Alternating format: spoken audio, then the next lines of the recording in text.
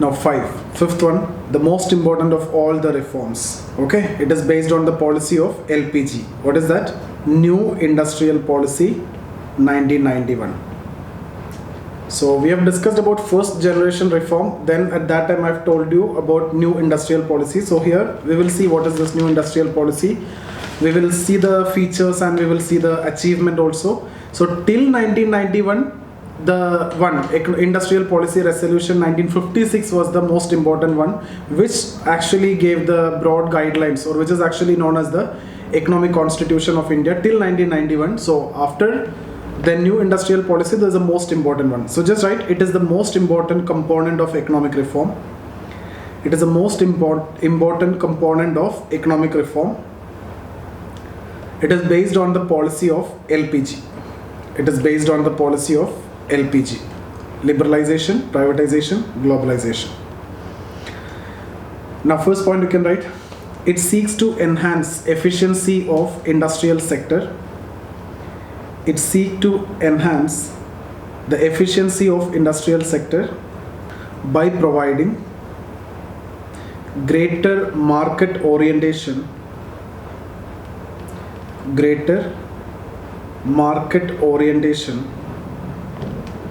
and competitive stimulus. Okay, so here actually ceilings will increase gradually. Okay, like I've told you before, it was 40%, then it will be 60%, then it will be 70%, and then 100% FDI will be allowed. So what is the logic? Why it is actually done gradually? It is basically to protect the Indian company. So if you take an Indian company, okay, and also an MNC. So Indian companies, they're just emerging, not that expertise.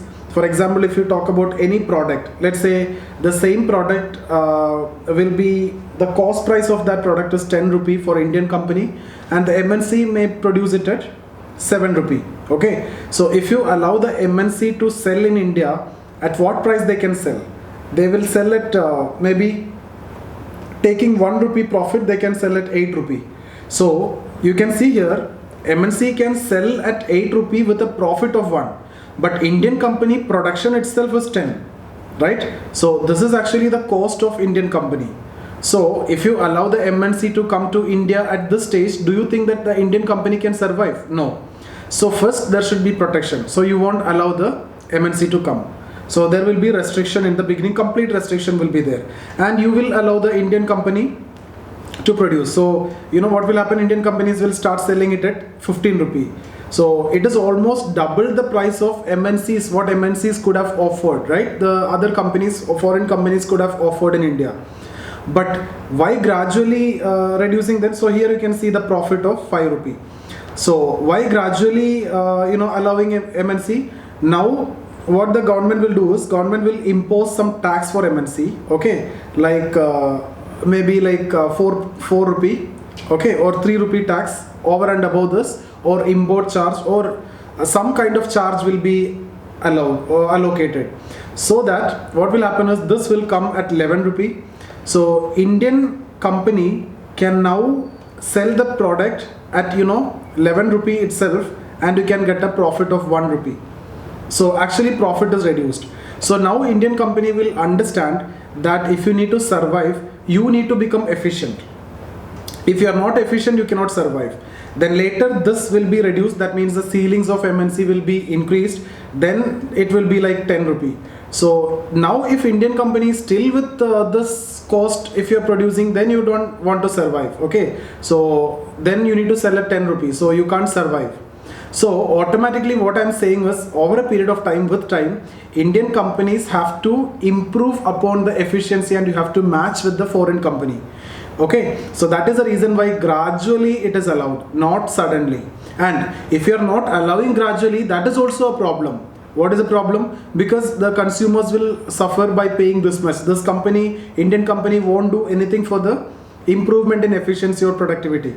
So that is the reason, that is the logic why this investments are given gradually. If investment is required, if you ask me, yes, it is required. But all of a sudden, if you give, what will happen? This will go out completely. So gradually you will be allowing the foreign company. Meantime, you are allowing the Indian company to improve upon the efficiency. so that you can compete with the foreign companies. So we will see the main features here. You can write features of the new industrial policy 1991. First one, FDI ceiling increased from 40 to 51. So just before I have told you 40, now 40 to 51 in selected high priority industries.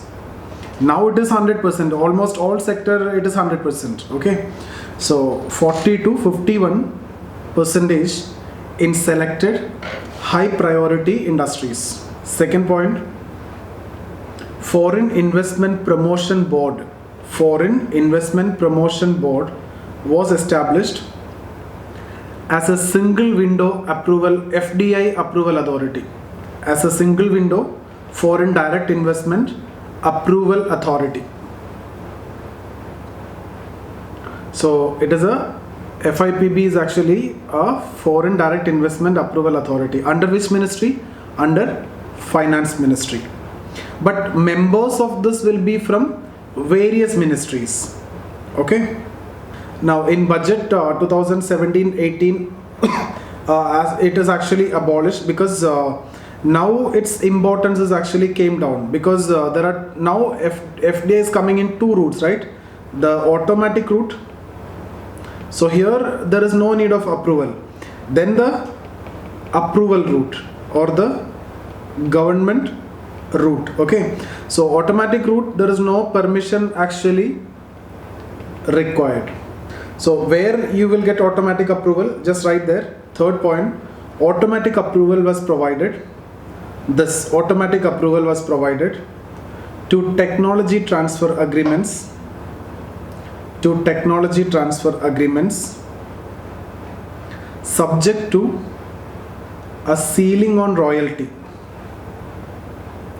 So technology transfer agreement, but there is a ceiling on royalty. What do you mean by this? See, you may give the technology transfer, you may give the technology, and the royalty may be so high.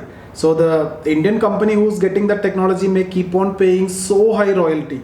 Okay, so there should be a proper ceiling on that royalty. Otherwise, it won't be of any use for India, right? So if the Indian company receive this technology and if you need to pay that royalty, the cost will be so high of the product also. So Indians are not going to get any advantage of that. So there should be a ceiling on royalty. This we will discuss when we discuss in detail about WTO. What is this royalty and why the ceiling and everything. Fourth, phased manufacturing program was abolished. Phased manufacturing program was abolished. I'll tell you what is it. Just write what is phased manufacturing program. Under PMP, phased manufacturing program, government used to impose a condition on foreign firms.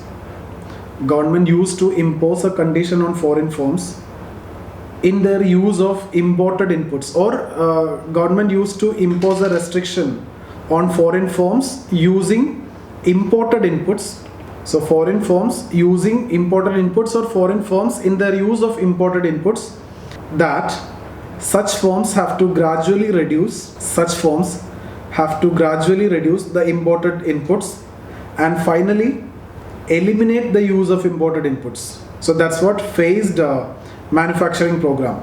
So foreign companies, when they come, at that time you are allowed to import the inputs, but it has to be gradually reduced and it has to be eliminated completely later.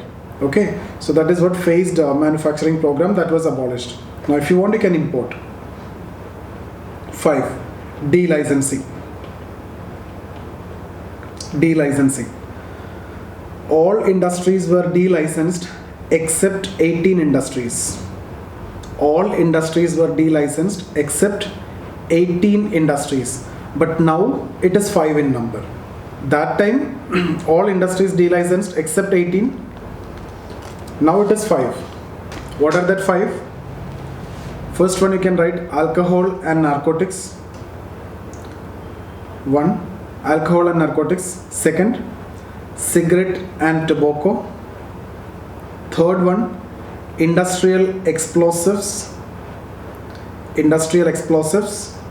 Fourth one, hazardous chemicals. Fifth one, defense and electronic aerospace.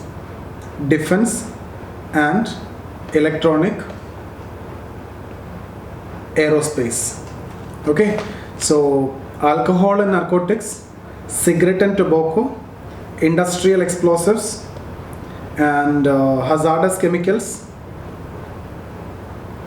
defense and electronic aerospace.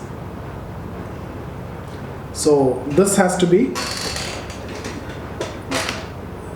so delicensing except this 5. Now this is a current situation, but that time 18 industries. You don't want to know what is that 18 areas, 18 sectors. This is what you need to know now. Okay, so this can be a prelims question. Sixth point, locational license policy. Locational license policy was liberalized.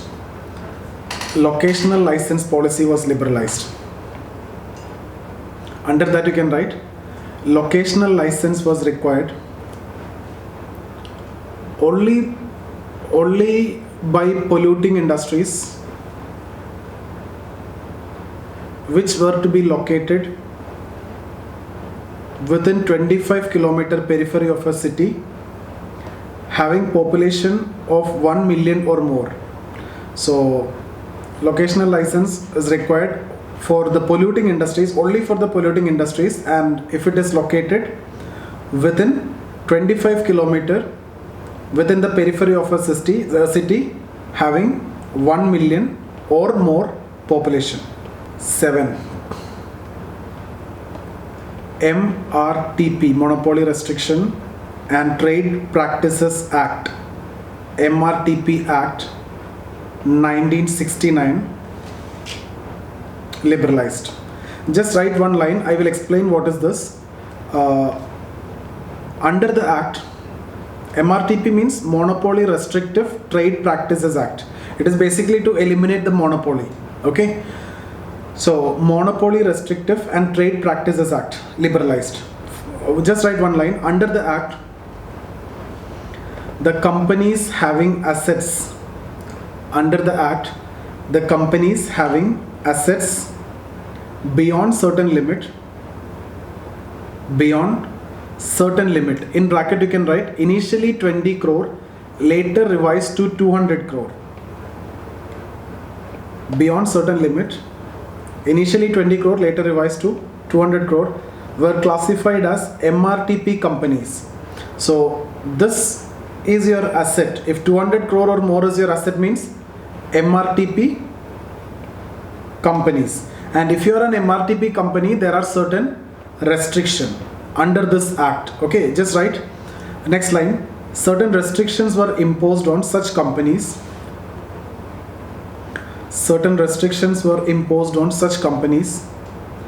And their activities were rigidly regulated by the MRTP Commission.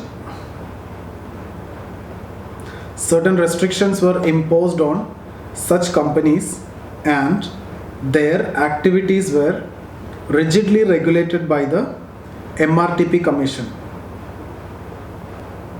Okay, now in 1991, under this policy, what actually happened is this limit, the threshold limit of asset, it was actually in 1991 it was 100 crore. Okay, in 1991 this limit was 100 crore. This limit is actually abolished. Okay, so the threshold limit of asset of 100 crore for MRTP company is actually abolished, and now there is a different classification. If the market share is more than 25%, and also one more condition is there which is very important, some malpractices. Then malpractices means anti-competitive practices. You can say when Jio came, anti-competitive practices which was followed, but that's not the case because at that time there is no 25%, so it won't attract MRTP. Okay, so now if you are having market share of 25%, and then anti-competitive practices, then it will be classified under MRTP. That is a new definition. Okay, so you can write here anti-competitive practices. So more than 25% of market share and also some malpractices. Okay, now before I have talked about a licensing policy, right, introduced by Industries Development and Regulation Act. So you can just write licensing policy. I'm just going to explain the context of this MRTP. So now then why MRTP was abolished and Competition Act 2002 was passed. Everything I'll discuss now, but just understand this. Just write one line, licensing policy. Under that you can write it was introduced by Industries Development and Regulation Act. Industries Development and Regulation Act 1951. The main objective of this, objectives, you write industrial development as per national priorities. Industrial development as per national priorities. Second objective was balanced regional development. Third objective, reduce inequalities. So national priority, industrial development as per national priority, balance regional development, reduce inequality. Okay, now there was a committee in 1967, Subhimant Dutt Committee. Subhimant Dutt Committee 1967. So Subhimant Dutt Committee actually observed the misuse of licensing policy. Okay, actually this licensing policy created monopoly because it is actually misused. Like if you are getting license, it is very difficult to get the license. So once you get the licensing, then you try to establish monopoly in that area, okay, based on that license.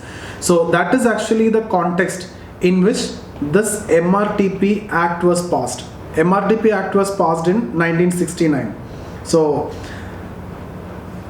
now the entire policy, this licensing is not there and the entire context is different, no? So at this point of time, there is no need of what? MRTP Act. So MRTP Act is not desirable at this point of time because of new policies, right? Especially new industrial policy 91.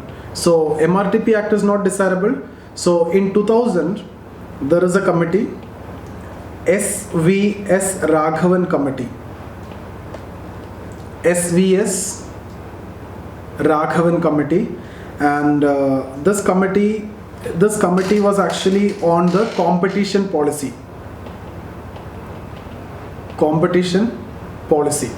and this committee actually proposed that MRTP Act should be abolished. Okay, and then based on this, Competition Act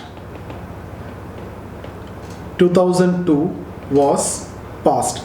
So if you see here, based on this recommendation, Subhimant Dutt Committee recommendation, which act was passed? MRTP Act was passed. Now based on which committee Competition Act was passed? It is SVS committee. So Competition Act is not to regulate competition as such, it is basically to promote also. Okay, so MRTP means it is basically restriction. So that word itself was actually a problem. So it is not only restriction or regulation, it is effectively promoting competition only. Okay, so just write one line there, Competition Act 2002. I will deal it in detail, and I will also talk about this corporate social responsibility and all these things. Just write one line. It seeks to create competitive conditions. It seeks to create competitive conditions in the economy by creating a level playing field for all firms. It seeks to create competitive condition in the economy by creating a level playing field for all firms. Second point, it seeks to check the abuse of dominance. It seeks to check the abuse of dominance. and not the dominance as such. So if you see in the previous case, if a company is having 100 crore asset, then automatically it will be considered as MRTP company and will be under the watch list of MRTP commission, and a lot of restrictions was there. So that is actually checking the dominance of the company. Here, abuse of dominance, not the dominance as such in Competition Act. Third point, it repealed the MRTP Act and the MRTP Commission. So MRTP Act is no more there. So MRTP Commission also no more there. Now instead, Competition Commission of India, CCI, was established as the regulator. Competition Commission of India was established as the regulator. Now this Competition Commission of India is the regulator of all companies. Okay, so now see, when I am talking about, the main difference is what? If it is MRTP Commission, do this commission have the power to regulate all the company? No, it was regulating only MRTP company. But Competition Commission, if you see, it is a broader concept. It is not only the big company, all companies. Okay, but MRTP Commission, only MRTP company. So that is again a difference here. Next point, 8th point, public sector to be confined to socially relevant areas. Public sector to be confined to socially relevant areas. Then some public sector reforms also there. You can write that. Public sector reforms. First one, dereservation.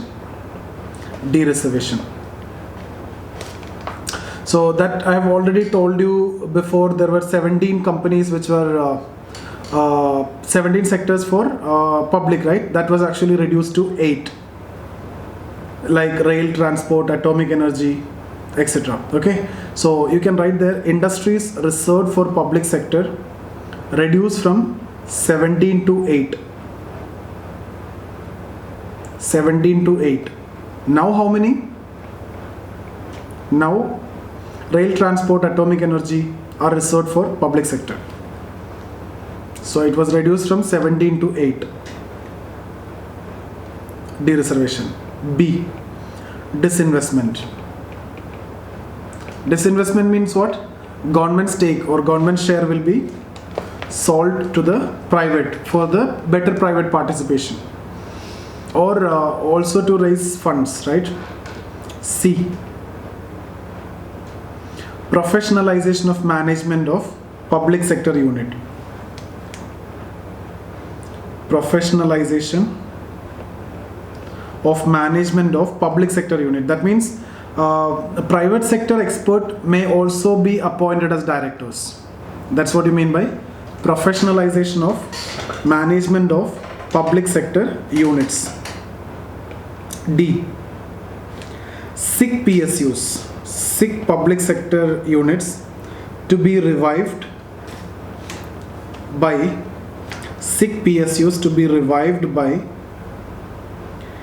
BIFR, Board for Industrial and Financial Reconstruction.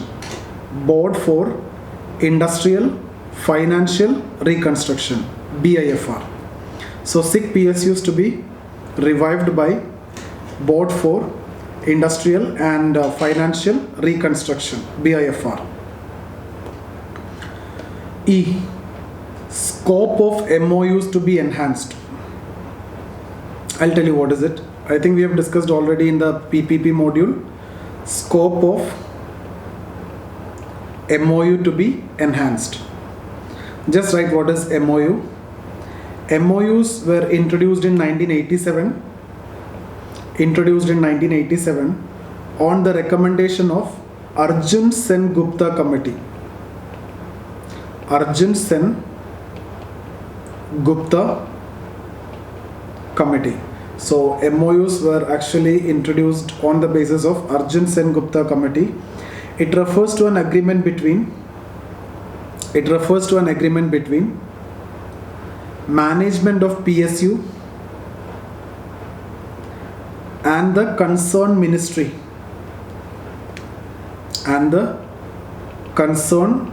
ministry under which reasonable degree of autonomy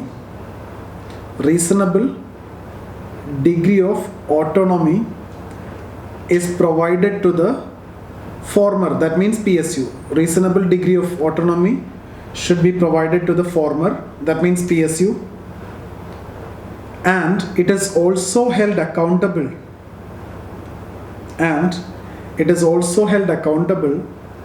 for the performance of the PSU. So the scope of MOUs have increased. It has been introduced in 1987 with the recommendation of Arjun Sen Gupta committee between PSU and the concerned ministry. So under this, reasonable degree of autonomy will be given to the PSU, and also it will be held accountable for the performance of PSU, and this is one of the most successful reform, this MOUs. Okay, now we will go for the assessment. So all the important features we have done. So we can now talk about assessment of new industrial policy 1991. So the first one. Sir, MOU is. Hello. Sir, MOU is memorandum of understanding, right? Yes.